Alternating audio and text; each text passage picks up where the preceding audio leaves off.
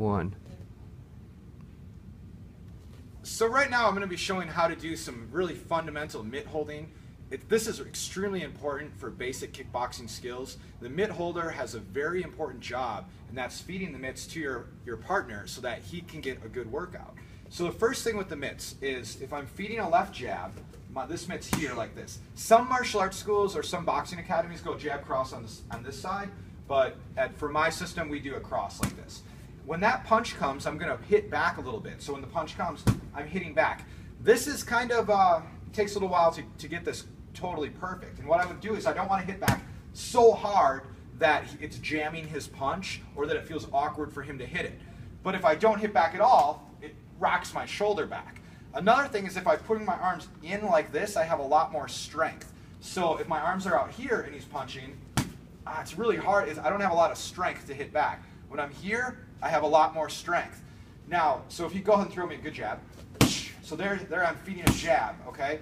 So pushing back right when he hits the mitt, I'm pushing a little bit. It's important that you don't push too far, too fast. Also, if my mitts were out here, he'd be like fighting someone with a head this big, and that wouldn't make sense. So I want to keep him as close to my face as possible without myself getting hurt. So there's a jab, there's a cross. A hook is at a 90-degree angle. An uppercut, another uppercut. So that's our basics for holding the mitts for punches. Now, Ryan, let's go on this side here.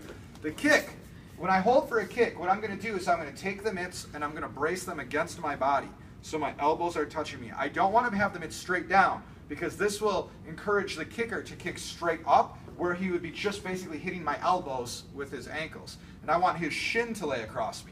So I'm going to brace the mitts in like this.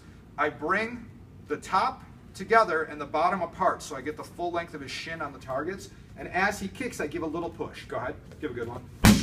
Again, again. Okay, so that's how I hold for a roundhouse kick. I'm basing with my leg, the mitts are braced against my body, they're not down, but they're right about here. So now we have a jab cross hook, kick. So that's just some real basics on holding the mitts.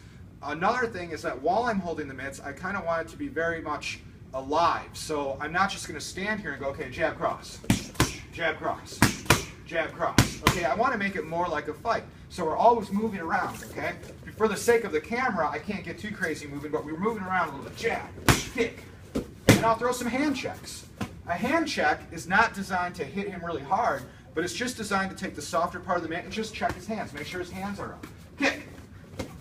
I also am rarely going to do the same combination twice. So I probably won't go jab cross, jab cross, jab cross, because a fight isn't like that. A fight, everything's totally different. So it's going to be more like jab, kick, right uppercut, left hook, right kick. So not a lot of repetition, the same way a fight wouldn't have a lot of repetition. So those are some very fundamentals on how to hold the mitts.